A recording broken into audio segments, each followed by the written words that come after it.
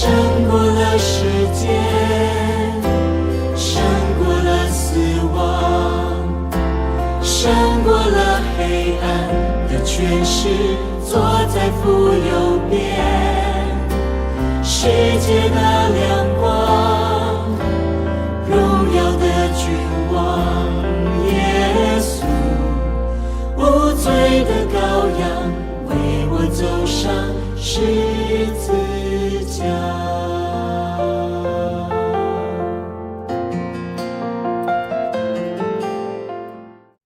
平安，11月13日的新眼光读经，嘉玲和大家一起来学习上帝借着使徒保罗对年轻的牧者提多的教导。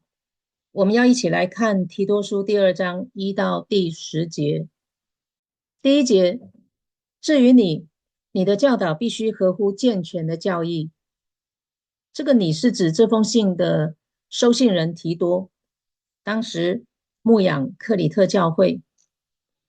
诚如保罗在第1章对提多的教导和提醒，不论克里特教会里那些言论荒唐的犹太人以及背弃真理的人怎么说，提多所传讲的教导都要合乎那健全的教义。在和合本是指纯正的道理，健全的教义是从基督而来。保罗提醒年轻的牧者提多，在教会里需要教导的对象和重点。第一类，对老年人的教导。你要劝老年人，要他们严肃，有好品格，管束自己，要有健全的信心、爱心和耐心。严肃，在和合本是指节制，在任何环境能够自己控制自己，头脑要清醒。第二，有好品格，在和合本这里指端庄，言行、品德、仪表都要受人尊敬。有时候年长者会因为年纪而轻忽穿着，认为年轻人才要打扮，而人老了随便穿穿就可以了。其实在这里保罗并不是指要有多么华丽的装饰，而是指要端正的仪表，合理合宜得体的穿着。第三，管束自己，成为自己的主人，是有约束能力的，是言行有度，而不是为老不尊。第四，要有健全的信心、爱心和耐心，自己对真道要有信心，而有爱心这件事情不只是长辈，具备爱心是所有基督徒的基本特性。耐有长久的意思，对于逆境或不顺心或大的试炼都能忍受，不只是忍一时，而是恒久忍耐。在这里保罗要提多劝导老年人的道德行为都当如此，这些都要有健全的心理，且有能力乐意去做，并不是出于勉强。第二类，对年老妇女的教导，你也要劝年老的妇女要行为谨慎，不可搬弄是非，不做酒的奴隶，要做好榜样。第一，行为谨慎，对老年人的劝勉也同样适用于年长的妇女，希望他们的言行举止是谨慎、端庄、受人尊敬的。第二点，不搬弄是非，这似乎是公认的女人比较容易犯的错。保罗要提多教导妇女不说三道四，不造谣伤害人。其实大部分的女性在情绪上比较敏感，相对的心思比较细密，比较容易有同理心、同情心。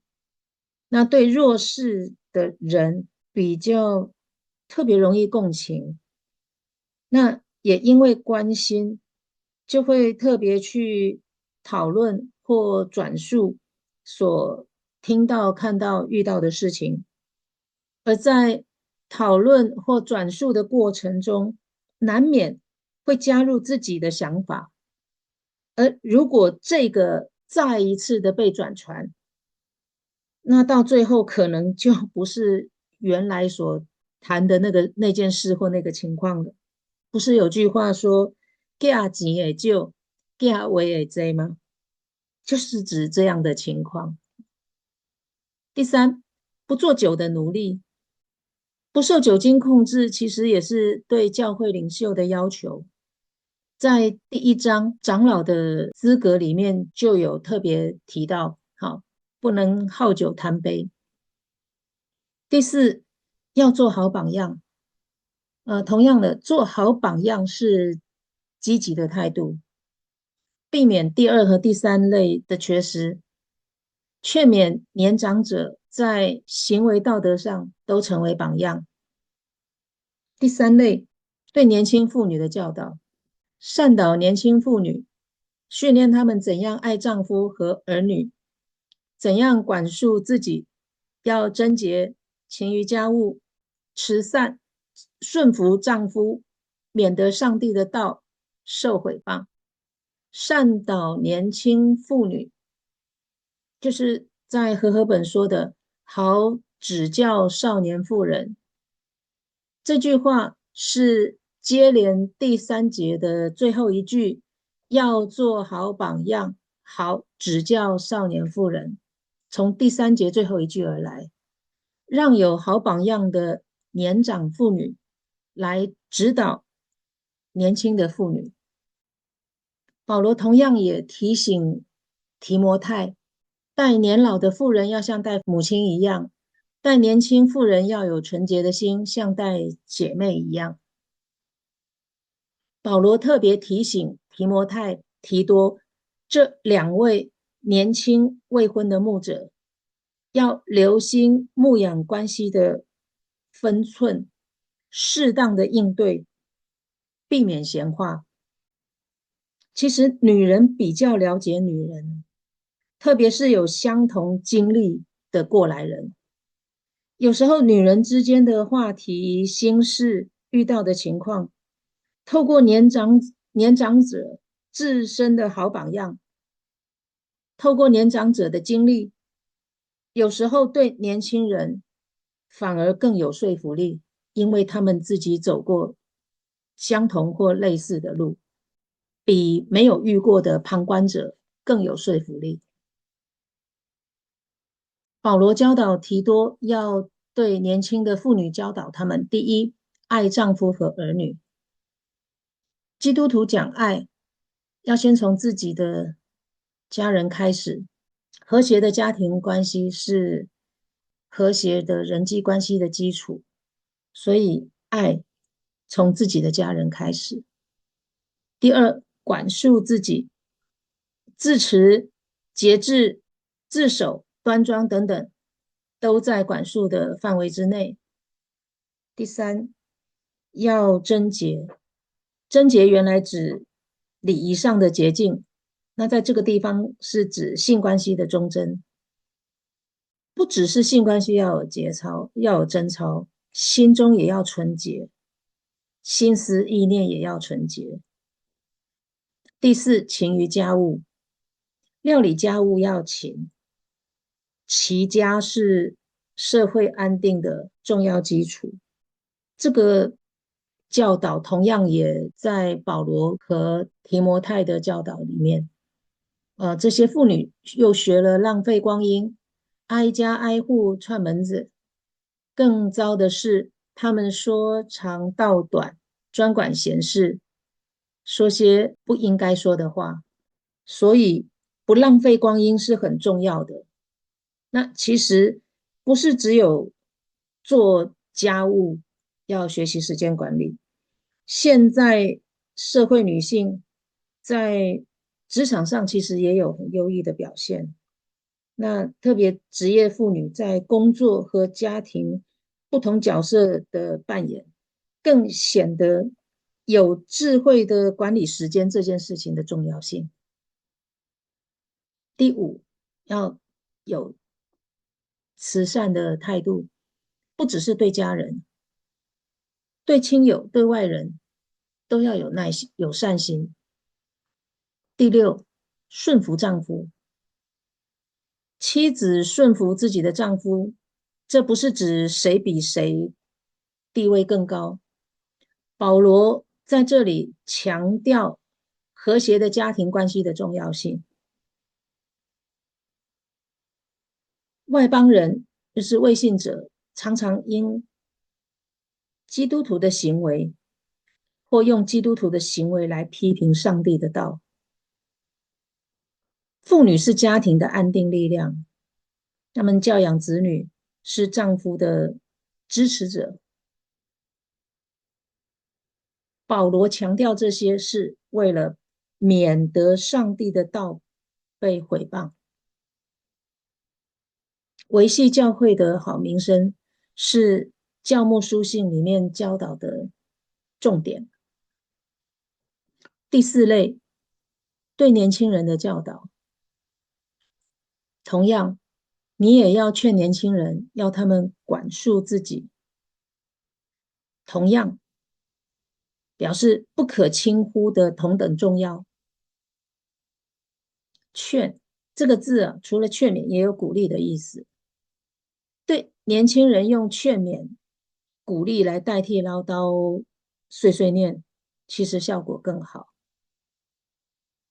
第三，管束自己，要培养年轻人自我约束的能力，而不是被管制、被管辖。在学业、言行举止、品格、两性关系、生涯规划等等，这些都和自我约束的能力有关。年轻人血气方刚，自我约束的能力非常的重要，特别是在两性关系、在婚姻关系的自我约束能力更显重要。第五，对自己，这是指提多。保罗说：“你自己呢，无论在什么事上，都要有好行为，做别人的模范。教导时要诚恳、严肃，言语要恰当，让人家没有批评的余地。这样，那些敌对的人，因为找不到我们的错处，就会觉得惭愧，无话可说。同样的，在这些事情上做模范，传道人要以身作则，甚至于标准更高，要做各个族群的模范，无论年长年幼，无论在男人女人，各个族群传道人要做模范，而教导的态度是诚恳严肃的，要有原则有界限，而且认真对待，没有模糊的，而且原则就是原则，不能随意被打破。第三，言语恰当，不恰当的玩笑话有时候杀伤力往往更大。那保罗也劝勉提多不做破口，传道人的言行有指标作用，而且往往会被特别放大对待。击打牧者，羊群就四散。保罗对提多的教导，同样也提醒我们，要特别为牧者以及牧者的家庭祷告，不让这个家庭被恶者攻击。我们要用祷告托住牧者，因为他是全教会属灵的遮盖。第六类，对奴隶的教导，你要劝做奴仆的，要他们顺从主人，事事讨主人的喜欢，不可顶撞他们，也不可偷窃，却要事事表现忠厚可靠，好在所做的一切事上，让有关我们救主上帝的教义更受尊重。在罗马时代，奴隶是主人的财产，没有自主权，主人有权决定奴隶的一切，包含生死。所以保罗要提多教导身为奴隶奴仆的，不可顶撞主人，不辩驳，不争论，完全顺服。第二，不可偷窃，只要主人没有给的，不能私自拿取，避免瓜田李下。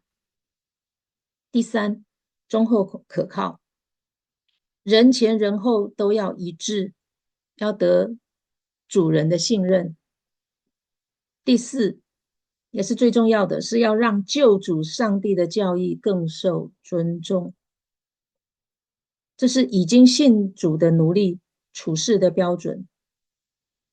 奴仆奴隶的行为见证，使上帝的道更吸引人。但是这时候，我们来思考一个问题：若是主人利用奴隶去做伤天害理、违法乱纪的事，怎么办？凡事若不合主道，奴仆或行为自主的基督徒，其实准则是一样的，就是让救主上帝的教义更受尊重。这也是保罗不断提醒的准则。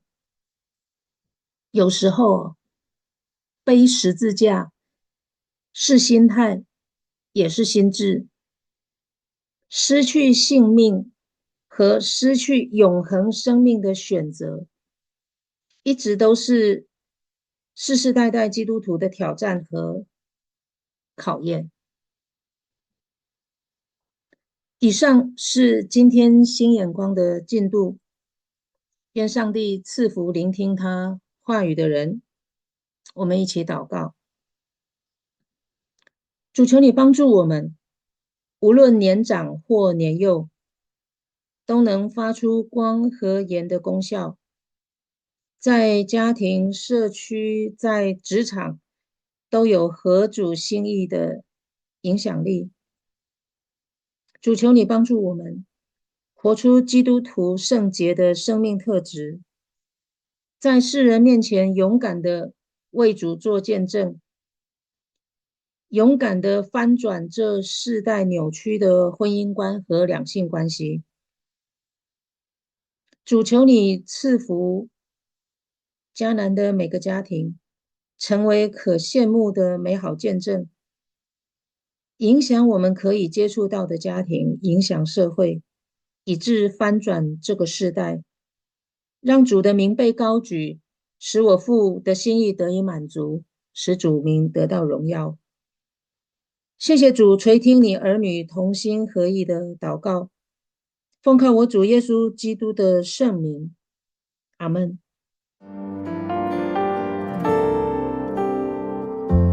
这世上的苦难，像海浪不曾停止，拍到海岸，人们相聚离散，有没有一种约定，永远不更改？谁能告诉我生命的答案？超越了时空的祝福，永远的爱。耶稣，你胜过了世界，胜过了死亡，胜过了黑暗的权势，坐在父右边，世界的亮光，荣耀的君王耶稣，不醉的羔羊，为我走上十字架。耶稣，你胜过了世界，胜过了死亡，胜过了黑暗坐在父右边，世界的亮光，荣耀的君王耶稣，无罪的羔羊，为我走上十架，胜过了世界，胜过了死亡，胜过了黑暗的权势，坐在父右边，世界的亮光，荣耀的君王耶稣，无罪的羔羊，为我走上十